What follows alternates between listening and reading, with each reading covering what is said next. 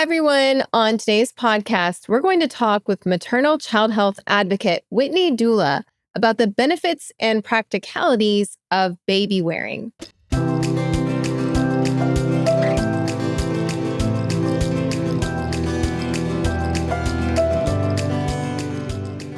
Hey, everyone, and welcome to today's episode of the Evidence-Based Birth Podcast. My name is Rebecca Decker, and I'll be your host for today's episode. Today, I'm so excited to welcome Whitney Dula, spelled D-U-L-A, to the Evidence-Based Birth Podcast, where we're going to dive into baby wearing, which is a topic we have not really covered yet. So I'm so excited to introduce you to Whitney. Whitney is a native of Prince George's County, Maryland, with a deep affinity for Old Bay and go-go music. Whitney currently owns the Mama's Doula, spelled D-U-L-A, a lactation-focused postpartum care service based in Prince George's County, Maryland. Whitney is also a public health-based, international board-certified lactation consultant and health educator for the Babies Born Healthy program, which is part of Montgomery County's Department of Health and Human Services. When Whitney is not working, you can find her serving her community with her various organizations, traveling with her family, or planning her next do-it-yourself adventure. Whitney, welcome to the Evidence-Based Birth Podcast. Hi, Dr. Decker. I'm excited to be here. And we are so excited to pick your brain about all things baby wearing, which is a topic near and dear to a lot of parents and birth workers' hearts. But before we dive into all the details on baby wearing, can you just share a little bit about your personal journey and how you became passionate about this topic? Oh my goodness. So I actually got into baby wearing very loosely with my oldest. I have two daughters. And when I was pregnant with my oldest, you sign up for all the registries and everyone's telling you all of the things you need to have. And most people assumably think that you need a stroller and like the carrier car seat. When we think of infant carriers, we think of the car seats. But I had gotten like an email about something with like a baby wrap. And so I was like, okay, I don't know, whatever. So I signed up for it, got the this cheap ring sling, and I think I had also signed up for like Zulily or something. And they had the Ergo baby carriers on sale, which that's a very popular carrier brand you can get in most mid to higher end retailers. So I had got one of those, had no idea how to use either of them. But I did wear both my babies starting pretty early on. Matter of fact, I distinctly remember one of the first times I wore my baby, we flew to Texas. I didn't feel like dealing with the stroller through the airport and then, all of the carrying car seats and all the other stuff that comes with that. So I wore my newborn through the airport. And when you are typically wearing your babies, you don't have to disrobe going through TSA, which is great. So we wore her through the airport and she slept through the whole flight and it was fine. And she got to meet all of her family out of state and it was great. But with my oldest, I didn't do a lot of wraps. It was very intimidating to me. So we did a lot of the structured carriers, the Ergo baby carriers. I had racked up like 3 or 4 by the time she was a toddler. But she loved it. So it was something that, I think helped foster our bond as a mother and daughter. But when my youngest was born, I wanted to get a little bit more involved with the wrapping. I had been gifted a couple of them from some other moms I have met through mom groups and things like that. And so I was like, well, I got these things. I need to learn how to use them. And then the pandemic hit. So my youngest was born in February of 2020. And she was 6 weeks old when we went into seclusion. So I had nothing to do but time to kill and practice. And that was how I really got into, I started looking into taking a class just to learn how to use the wraps I had, and stumbled upon a class to become an educator. And I was like, well, why not kill 2 birds with 1 stone with all this newfound free time I have? Was on maternity leave. And then when maternity leave was up, I had no job really to go back to at the time. Even with the health department, we were not seeing clients in person. So I was home with my kids. And that's when I became an adjoined certified baby wearing educator in 2020. Interesting. Can you describe for me then what were your baby's reactions when you would put them in a wrap or a carrier? Like, did they not like it at first? Did they get used to it? Or did they instantly relax? Can you just talk a little bit about the baby's reaction to it? So my babies loved it. The youngest one is upstairs now, and I'm pretty sure if I told her we would do uppies right now, she'd be like, "Okay." My kids absolutely loved being worn. I have met babies that can't stand it, and there's usually some underlying causes for that. But babies, as a species, humans are a carrier species. Babies aren't really born with functional legs. They have to grow and develop to use them. They're meant to be carried. So the more biological response is that babies will want to be held, but they want to be carried. That is the biological expectation to their brains. My kids were totally fine. And a lot of times, as they get older, they'll be in this, what we call like an up and down phase. Like they want to be up and then they see something that they want to do, or they see something they want to chase. It's kind of like a little puppy and then they want to get down. That's where you have to kind of determine at what point, what's going to be the most useful for your life. Maybe wearing a wrap where you have to do a lot of tying and twisting, that's not going to be the most ideal if you've got a toddler that wants to be up and down every 10 seconds. But my kids loved it. And I loved it for them. I think, I was wondering if you could dive a little bit more into the benefits, because other than the babies loving it and wanting, and it being kind of an instinctual thing, and also a way to free up your arms as the caregiver while you're carrying, what are some of the other benefits of baby wearing? I mean, you actually hit a couple of the biggest ones. Parents love getting their hands back, right? Especially as mothers, and I'm saying mothers as a general term, but as parents, as the primary parents specifically, you have a million and one things that you need to be doing during the day. And as much as we would love to hold our kids all day long, that's just not realistic in the 21st century. If you are a parent of multiple children. So like I said, I had a toddler and a newborn at the beginning of the pandemic. So I'm running behind a 2.5-year-old, and I have a newborn that can't fend for herself. So she was baby born from the beginning, from the very beginning, because I had another kid to chase. As far as a developmental and benefits aspect, though, one thing that we know about babies is that they tend to respond really well to what we call ventral surface pressure. So having that pressure on their chest, on that breastbone, on their stomach and upper abdomen, it can help with their digestion and ability to feed. When we talk about tummy time and strengthening their arm and neck and head muscles, even being on your chest, a lot of times parents were like, "Oh, tummy time. I don't do tummy time. My baby, they're too small." And I'm like, well, no, you can start tummy time from birth. And then two, I was like, well, what are you doing? Because a lot of parents don't think of baby wearing or holding their baby skin to skin as a form of tummy time. But the babies are still using those same muscles, because if they're trying to look at you and you're talking to your child, they're trying to look at you.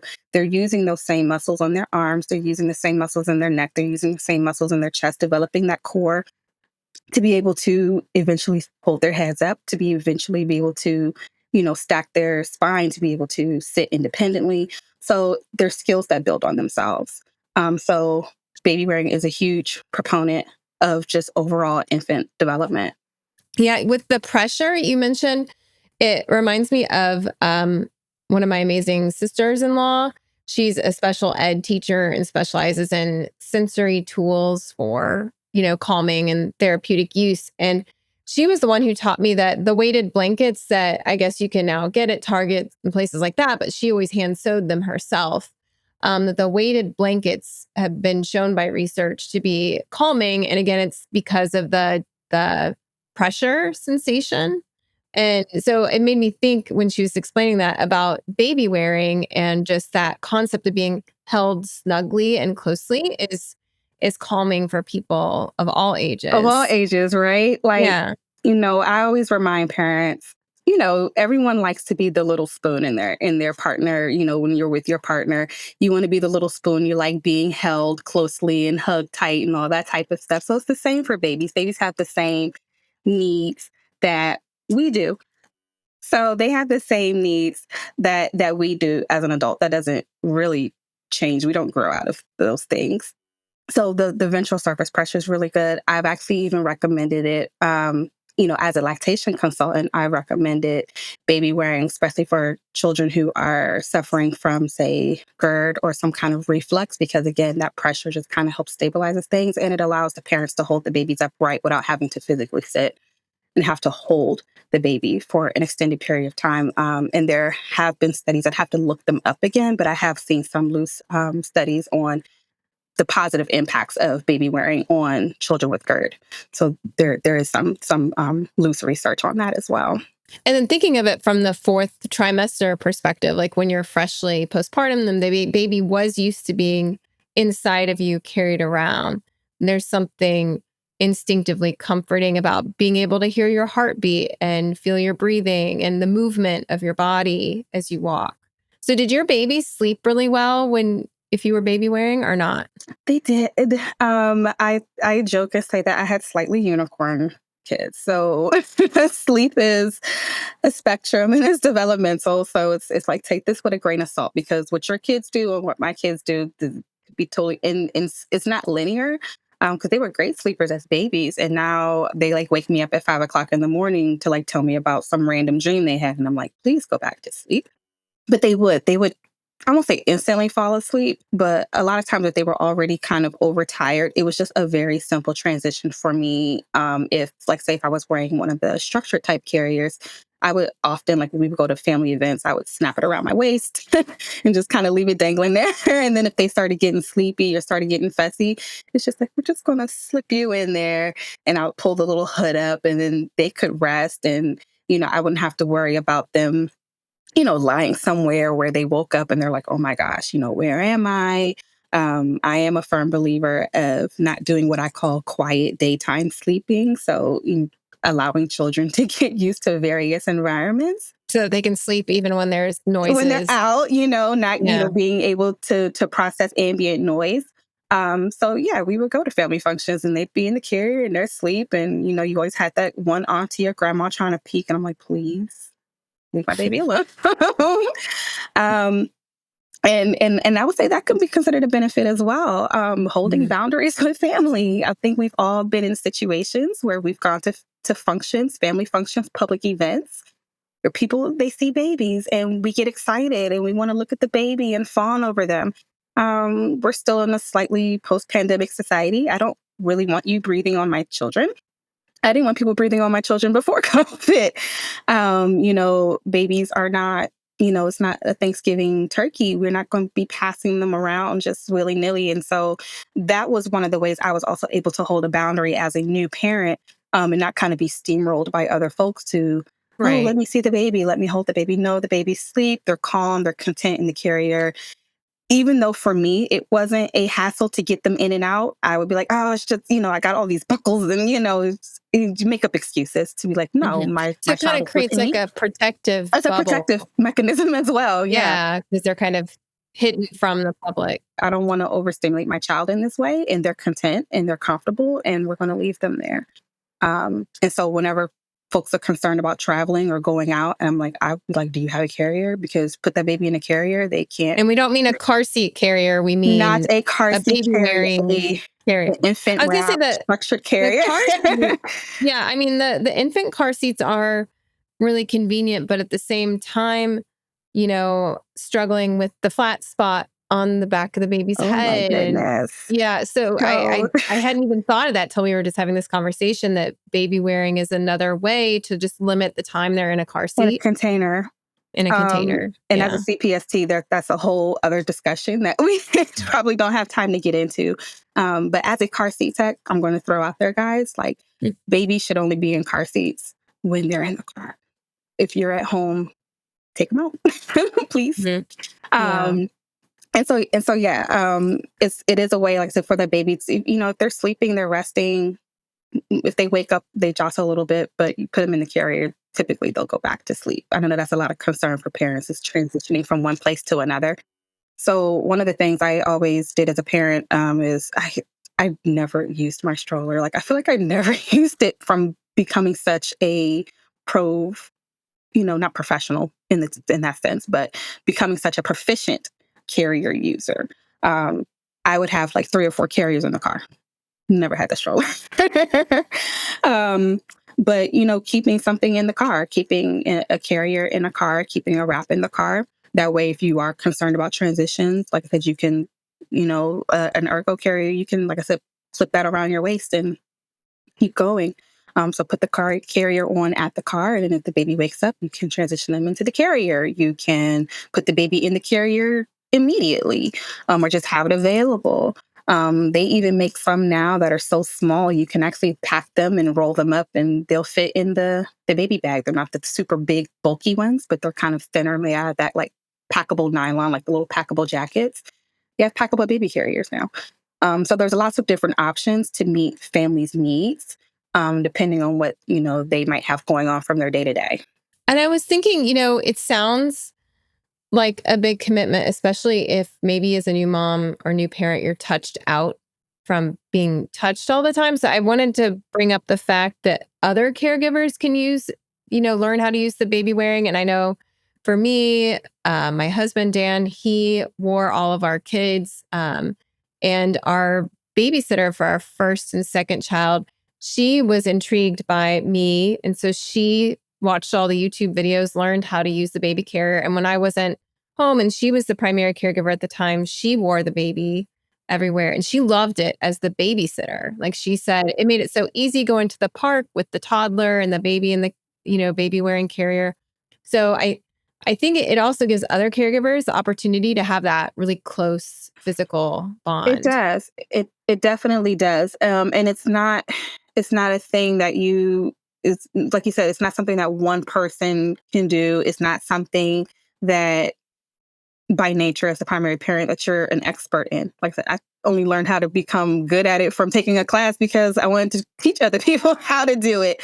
So, for me learning, it was then, yes, teaching my partner. It was teaching the grandparents or the I was going to say the godparents or grandparents can do the it. Yeah. aunties, my sister was a big fan of wearing my babies and wanting to learn, their godparents wanting to learn. And it becomes a trickle down effect because then when, especially like when it's the aunts and the friends and stuff like that, then that's now a skill that they have if they choose to have children.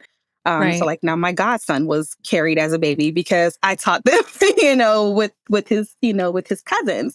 So like now they have transferable skills.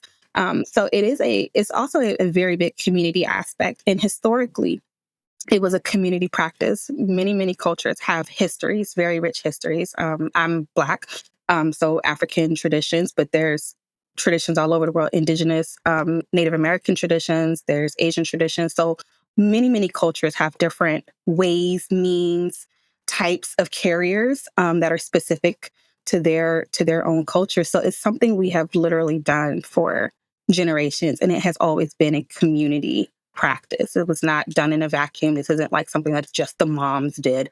Right. This was something that the community did because child rearing in of itself used to be a community event. Like the village took care of the children, and that was one of the ways we were able to do it. That's so important. I think of, it's sad that some of that information was, tried to be erased or forgotten. I know when I started baby wearing my first, this was like 15 years ago, one of my sisters called me and she's like, I guess she'd seen some pictures of me baby wearing. And she's like, I finally Googled what you were doing. And I guess you're doing something called attachment parenting. I guess that's a good thing. So she was kind of like, she didn't have children of her own. And it was just kind of an interesting, like, you're being the crunchy mom. Kind of, but I think it's sad that's the perspective, that it's some like, white capitalistic, let's, buy all the baby carrier gear, when it's actually a very ancient, indigenous, deep-rooted practice to carry our babies. And it doesn't necessarily require an expensive baby carrying device. And That's not. I was wondering if you could talk a little bit about that, because I used the Moby wrap, and even at the time, 15 years ago, I think it was like $80, which was a huge amount of money for a new parent. Expensive. Yeah, very expensive. And what I found by my second child is that the fabric had started to lose its like The elasticity. yeah, and it had become stretched out. And so actually made the baby wearing less safe because it was sagging. And I figured out how to go to a fabric store and make my own. 'Cause I couldn't spend that kind of money. So instead, I just paid a little bit, bought some fabric that I thought would work, and it did end up working. So can you talk a little bit about the effect of capitalism on baby wearing and ways to do it that are less expensive? Oh my gosh. Yes. So this applies to everything in parenting. And my clients always laugh at me because I always joke and say I'm like the slightly goofy lactation consultant, but I'm gonna tell you what's honest and true. Parenting in this time is just ridiculously inflated. If we needed all of the stuff that is marketed to parents to raise children, we would have stopped having children a long time ago. And people always joke and ask me, am I having any more children? No, because it's too expensive. It has And that's like a reason why people society give. has made it Yeah. too expensive to have children because you need this and you need a crib and you need a carrier, you need a stroller and you need a hiking thing and you need these kinds of bottles, the bottles that look like a breast, which you need, you need 47, The onesies, like, devices, you need a yeah. monitor, Yeah. you need a monitoring sock and you need, no, you don't. You just, you need You something literally just need yourself you and need yeah. yourself and somewhere safe for the baby to lay down. And like you said, maybe a 24 by 36 piece of fabric. And that's probably about it. I have done all of the things. I have all of the things. When I say I have all, when it comes to baby wearing, I have ring slings that I've bought. I have wraps that I have bought, that are beautiful and artisanally woven and spent probably way too much money. My husband would kill me if he knew how much I spent on something. I have, what you said, I've gone to Joann's and I found like some really cute leopard print jersey material and I made a wrap. I've gotten carriers that were handed down to me that I've bought from swap groups that I've had. I custom made one for myself just because in a former life I was a fashion design major and I was like, I just want to see if I can make one. And I custom made this like beautiful it's what we call a May-dye carrier, but I made it out of fabric that a friend from Africa brought back. So it was like a nice blending of the cultures. Actually, ironically, on my Instagram, I have a video, and it's on my TikTok as well. I have a video of like 8 different carriers that are not actually carriers. If you have a scarf, like a really long, wide pashmina scarf, if you have one of my favorite carriers, and I used to keep one in my car for this reason, is airplane blankets. Airplane blanket, I steal them out of Delta First Class. They're the best ones because they're woven. But an airplane blanket is the perfect size to make what we would call a traditional Katang kind of wrap, like just a torso carry tied across your chest. Like I can still wrap my 3-year-old with that, or my 4-year-old. She's 4 now. Great carrier. Didn't spend any money on it. Like I paid hundreds of dollars for this airplane ticket. I'm taking the blanket, and now I have a free baby carrier. You can, like you said, you can go to the fabric store, get the clearance $5 jersey, and cut a 4-foot piece of fabric and have a baby carrier. I've seen parents wrap with towels. I have wrapped with beach blankets and beach towels. So you don't need The a, expensive you don't baby need wearing. a $200 woven wrap. You don't need a $90 structured carrier if that's not within the budget. And if it is within the budget, then great. Yeah, or there's But like you said, the free and swap yeah, groups oh my on God, there's so social many media. groups. There's so many Yeah. groups on Facebook. There's people on TikTok that if you follow them, they can point you in the different directions of where some of those swaps are. Here in Maryland, we have a really great resource called Patuxent Babywearing, and they have a library, which is great. So Where do you they check out different baby yeah, you carriers? can check out different, you pay like a small fee per month, and which kind of helps with the cleaning and the care of them. But you get to pick like 2 carriers. And it's actually a really great way too, where if you don't have an educator or a shop nearby where there's lots of different types of carriers to try, you kind of get to rent one, you get to test drive it. for a little while. So there are lending libraries. You'd have to look them up. They're scattered. So I know we have that in Maryland as a resource. I know there's other states where some places have the lending libraries, sometimes partnering with the La Leche League or something like that. You're bound to find someone who's a wearer, and they might have some stuff. I think Seattle has a big baby wearing community. So they have a lot of those types of things as well, Seattle and stuff. I know that's where I've met a lot of folks from. Those exist where you can try out different carriers, figure out what works for you. Sometimes certain carriers are better for certain body types over others. So like my husband hated wraps because he's kind of a stockier guy. He has muscular arms that kind of limit his range of motion. So where I can do like monkey bending and do all of that he couldn't do all of that. So he liked something that he could put on like a book bag. It was simple. And then he'd spin the kids. And when they got older, they can kind of help themselves, which is great. But you might find that you might like one thing and your partner or your family might like something else. So that's a good way to be able to get multiple carriers for less money. Yeah, and to try out and figure out the Different ones things that work best for your family. I was wondering, Whitney, could we pick your brain about safety tips? Because that was something that I learned later on, is that there are less safe ways to wear your baby that could be risky. So can you talk about like those basic safety aspects? Definitely. You had mentioned like with the Moby wrap that was your first baby, it was great. And by the time the second one rolled around, it was stretched out. And that made her kind of like sag further down. Like digging in your shoulders. It makes wearing uncomfortable for the parent. And then you're like, okay, I don't actually like this anymore. So one of the things the first thing I would say, and this isn't part of the official checklist, but it is part of the official checklist, is check the integrity of your carrier, especially if you did get it secondhand or from a library, or even if it's new. It was new when you bought it, but maybe now it's been through a couple kids. It's been through the wash a couple times, might have been spit up on a couple times. Check the integrity of that carrier. Make sure that if it's one of the structured carriers, that there's not like rips or holes in any area that would be integral to the safety and stability of it. So like, the seams aren't shredding on the straps. Like we don't need straps popping.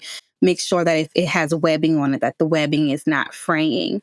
That you don't have any busted seams, like where what we would call the seat, so where the baby's bottom would sit, that they're, like any of the stress points, basically. Think about how you wear your clothes. Think about, even like I said, think about it like a backpack.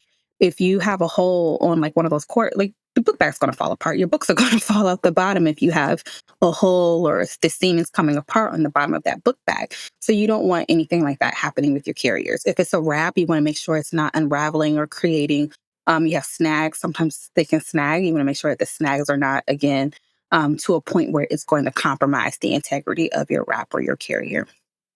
So that would be number one.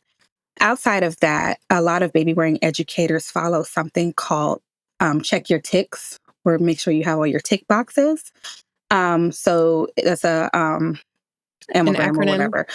So T is for tight. You want to make sure that the fit of your carrier is snug, not so tight that the baby can't breathe or that you feel smushed, but tight enough that the baby is supported, that nothing like straps aren't falling off. Especially with stretchy wraps, you actually do want it tighter than what you think because of the nature of the fabric. It's going to stretch out. It gives a little bit. It gives. Yeah. So you want it to be very snug so that the baby is supported.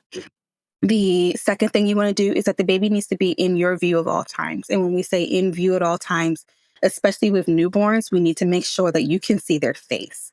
This lets us know that their airway is clear. We don't want them, and this is the second one, that they should be close enough to kiss. So the next three kind of tie in. So they should be in view at all times. You should be able to see their whole face. They should be close enough to kiss. So if you just tilt your head down, you should be able to kiss the top of their forehead. That means they're up high enough, not sinking down into your body or sinking down into the carrier, because we want to prevent the third thing, which is that they are keeping their chin off their chest. As a public health worker, this is something we teach in a lot of different things. We don't want babies chin to chest in car seats. We don't want them chin to chest in strollers. We don't want them chin to chest in a baby carrier. because it closes off their airway, and that can cause positional asphyxiation. So when we hear about some of these SIDS cases, or when we hear about babies having, you know, unfortunately, premature demise, is because their chin is cut off their airway. They're not able to breathe and get air. And with newborns, this is especially important because they don't have the neck strength to pick their heads back up. A little bit less of a concern with an older baby, not a concern generally with toddlers, because if, an older baby or a toddler feels themselves not being able to breathe, they'll wake themselves up. They'll sit up and readjust. But with newborns, they can't do that. So we, as the parent, as the wearer, have to be checking to make sure if they start sinking down, because that's a normal thing for babies to do. They kind of start curling in and tucking in. Totally fine. They get cozy and snuggly. But we want to make sure that we kind of tilt that head if we need to, tilt that chin up if we need to. If we're wearing a carrier and we've been moving a lot, that we check the fit again really quick, making sure that the baby's up high enough that we can kiss their forehead without having to lift them up or bend down too far and hurting our necks, making sure that we feel comfortable in the carrier in our body. Because sometimes the weight of the baby will start creating pressure points as well. So we want to make sure that, if you've been wearing for a long time, that we just do a periodic fit check, make sure everything's still where we want it to be. One, to ensure the baby's safety, and two, to ensure both the parent and the baby's comfort. And then the last thing is the S, you want to support their back. We want to make sure that the baby's back is supported at all times. In the baby wearing world, there are two different types of kids that we talk about, 10 more as older babies and toddlers. But supporting the back is important all the way through the baby wearing spectrum. As younger babies, we want them to be supported, again, to protect all the things we already mentioned. When they get older, we just want to keep them alive. And toddlers are unpredictable. But you don't want them to flip out. Yeah, we don't want them. So we call those leaners. The kids that you wrap them or you put them in the carrier and they go, and they arch their back. Yeah. And you're like, oh my God, what are you doing? So we have leaners and you have what we call seat poppers. So those are kids that go straight as a board and you can't get wrapped up under their butt, because what can then happen is that they bottom out. They're like that book bag that has the pop seam at the bottom, and they just, so one of the running jokes, but it is a good point, is we always say top rails, which is usually the top of the carrier on a structured carrier, is that where the baby's head kind of comes out of.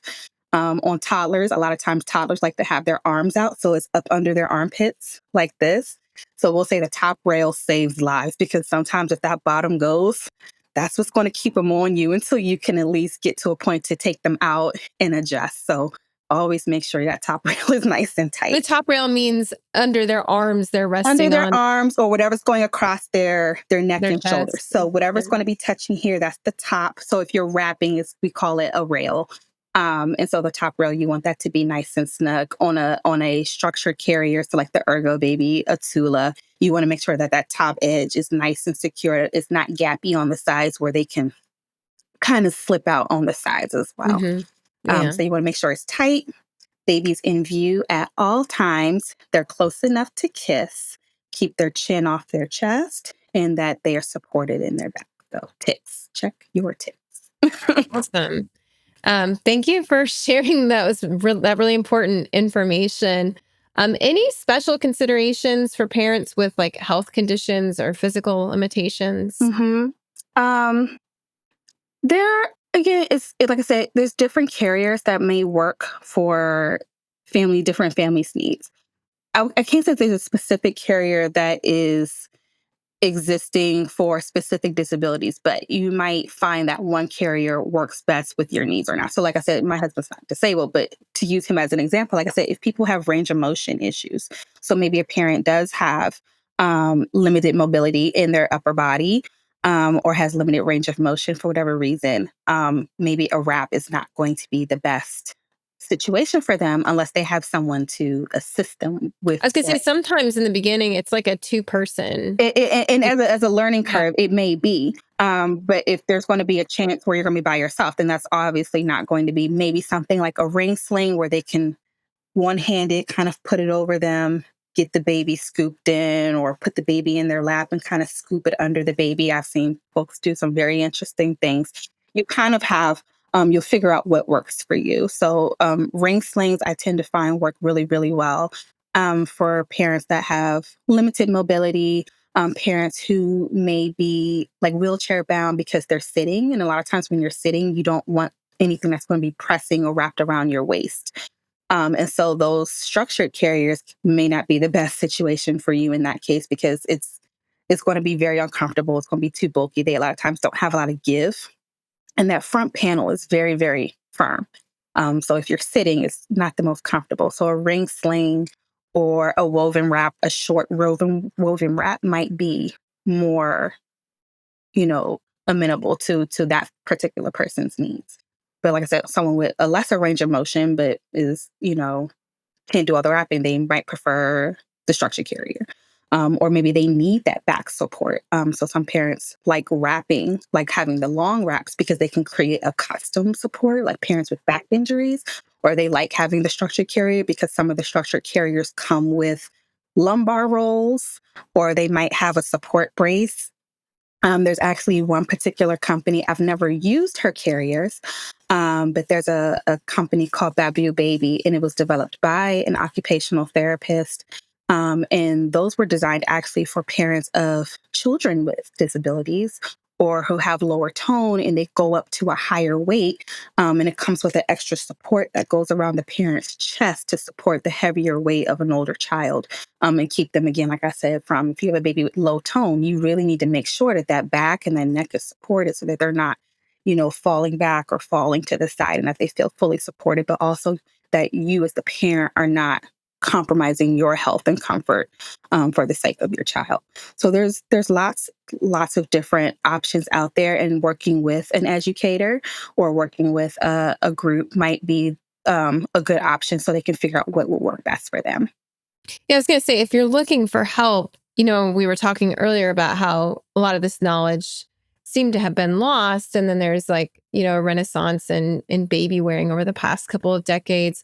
What's who do you look for to help if you don't have any family or friends that know how to baby wear, aside from watching YouTube YouTube. videos or TikTok videos?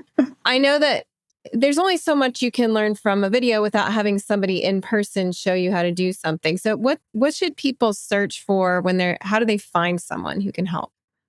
I would say a good place to usually start, because with this renaissance of returning to like communal support, and I'm using that term loosely, if you have like a postpartum or perinatal care center, a lot of times that there's somebody there who, even if they're not certified, because some things we just don't need to be certified in, right? Like you don't need a title behind your name to be an experienced baby wearing expert.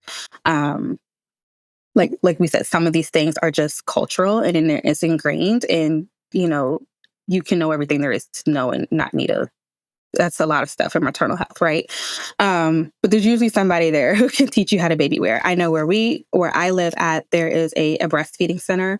And that's actually where I got some of my early help from, because some of the other moms that were just there, one of the shop assistants was someone, because they sold the carriers there. So they had someone who kind of knew, the basic mechanisms on how to help you get it on, how to get it off, how to do a basic carry. Um, so anyone where they have postpartum care, that's usually a good place to start.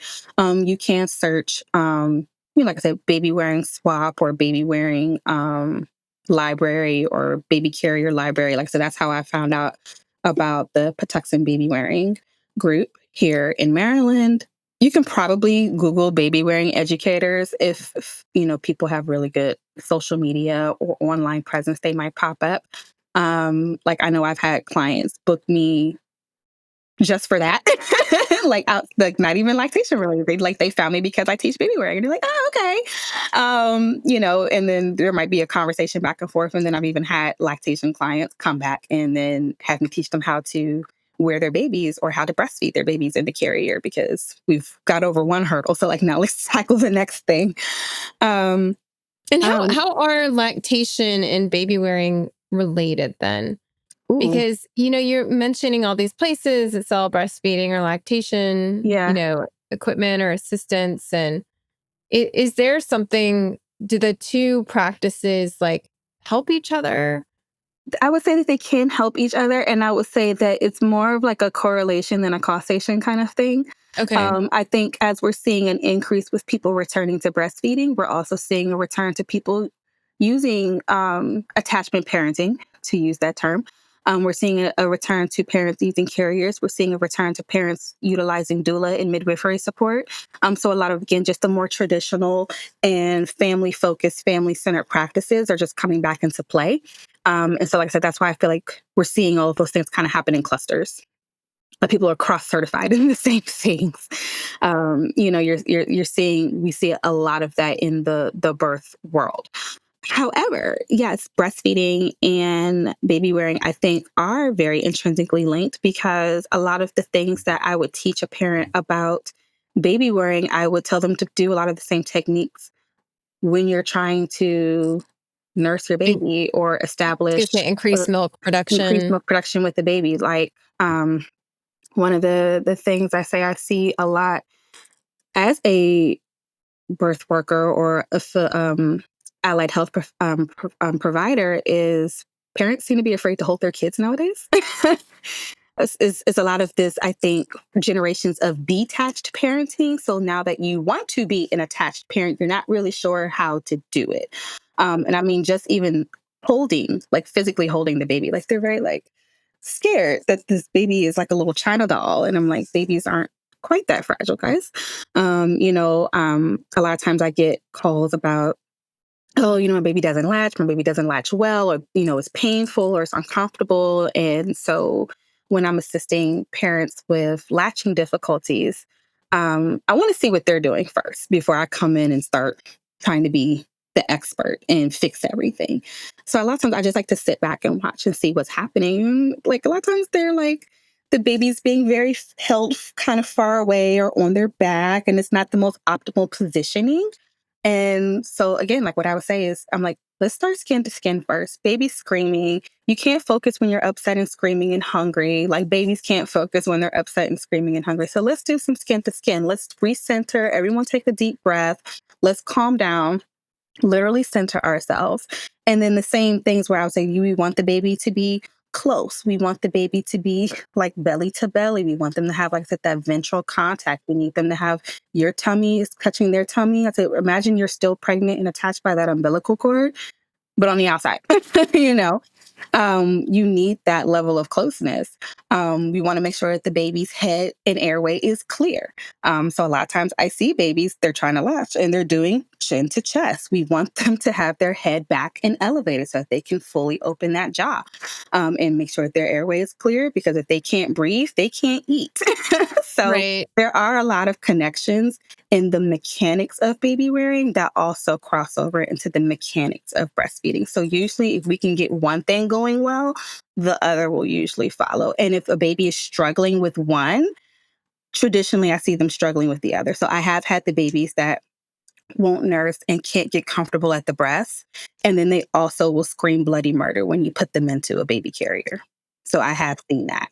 And that's like, okay, maybe we need to do some release. We need to do some massage. We need to do I was something going to say, is there therapy. some gastrointestinal It can distress? sometimes be gastrointestinal distress. I've seen, parents that experience birth trauma, or if the baby had malpositioning during the labor, shoulder dystocia, they got stuck. Um, Torticollis babies, especially, so babies that have any kind of structural damage or tightness or inconsistencies or asymmetry, those babies also struggle with feeding as well as struggling with the carriers. Yeah. Okay, interesting. So then they would need to see a professional who specializes Usually in, we refer out at that point. That's beyond yeah, my scope as a lactation consultant and a baby wearing educator. So it's like, yeah. we're gonna, refer back to the pediatrician or to a chiropractor or physical therapist. Let's get this worked out and then we can come back. Okay. Yeah, that makes sense that if how baby wearing can calm, but if there's something structurally wrong or they're in pain, skin to skin might help, but it's not going to take that It's not pain gonna fix away. Yeah. it. That's And I think, you're right though about the close sustained contact. And I know there are some baby carriers that are designed for skin to skin contact. In particular, I think I wore one with my second and third babies, which was nice because I could just walk around the house doing skin to skin while Babywearing, so that might be helpful for people who need to do extra skin to skin, not just when they're sitting, but when they're walking around. Yeah, so there's certain brands that, so specifically off the top of my head, I would say carriers like Tula and Ergo Baby, or having like the wrap, so Boba, Moby, any of the woven wrap companies. Those are all going to be positive in fostering of skin to skin and co-regulation, because there's no barrier in between the child and you. There are some other companies, which is nothing against those brands, but there's other brands where a lot of times, because they have like these extra support panels and things like that, there might be a chest piece in between, so you're kind of like sticking the baby like in a little pocket almost. So that would not foster skin to skin, because they're going to be up against another fabric or something, rather than your clothing or your bare skin. So again, might be dependent on family's needs. Sometimes it's dependent on, like I said, it's dependent on budget. If you can't find the carrier that you want within your budget, you might have to get a little creative. So doing the swaps, doing the library, making it yourself, might be the way to foster those things. I have a hilarious picture of my now 6-year-old where she like one day just climbed in her dad's shirt. Is that an actual carrier? No. It's like she's like I said, got her arms out. And so she's like in the head of his shirt. He's in the head of the shirt. And she's just like in this man's shirt. I'm like, yeah, your dad's shirt. Like he does stretch the neck all out. But she was like, I'm like, she was comfortable and he was walking around with her like that. I'm like, all right, y'all do you. Just support her butt. Anything else to say? Well, Whitney, thank you so much for sharing so much knowledge and wisdom with us about Babywearing. We really appreciate it. And if our listeners want to learn more from you, where's the best place to go? So they can follow me at The Mama's Doula, THEMAMASDULA. Everyone jokes about like, oh, you're a doula. And I'm like, what? That's my real name. But The Mama's Doula on Instagram and TikTok. And like I said, I do have videos on both of those with quick tutorials, basic carries on, and the thing with Babywearing is you don't have, like, you can go on YouTube and they'll have videos with all these complicated, all kinds of people making dresses out of this daggone stuff. It doesn't have to be that. So keep it simple. Keep it simple. Keep it simple. Master, if you're using a wrap, master. If you have one good wrap, just do that. Like, just get used to it. Get used to it. Get one good carry. So I tried to put some simple ones up on my pages. Okay. 1 or 2 good carries. And, maybe get a ring sling or a structured carrier and call it a day. It doesn't have to be crazy. It doesn't have to be intense. You don't need 1,000,001 things to do this. You don't need a $400 velvet and gold plated carrier to carry a baby. Exactly. You don't. But The Mama's Doula on most of the socials. If folks are in the Washington, D.C. metro area, they can also look me up online, themamasdoula.com. And if they want in-person assistance or baby-wearing services or try on any one of my multiple carriers, they can also book time with me to do that as well. That's awesome, Whitney. And we're coming up on Black Babywearing. Yeah, and we're coming up on Black Babywearing Week. In June. So you can follow the Black Babywearing Week account on Instagram as well for lots of beautiful images and little videos and things as well. So thank you, Whitney, so much for coming on the podcast. Well, thank you for having me. And it's been a pleasure. We learned a lot. All right, everyone. I'll see you next week. Bye.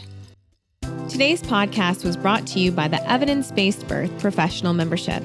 The free articles and podcasts we provide to the public are supported by our professional membership program at Evidence-Based Birth. Our members are professionals in the childbirth field who are committed to being change agents in their community. Professional members at EBB get access to continuing education courses with up to 23 contact hours, live monthly training sessions, an exclusive library of printer-friendly PDFs to share with your clients, and a supportive community for asking questions and sharing challenges, struggles, and success stories. We offer monthly and annual plans, as well as scholarships for students and for people of color. To learn more, visit ebbirth.com/membership.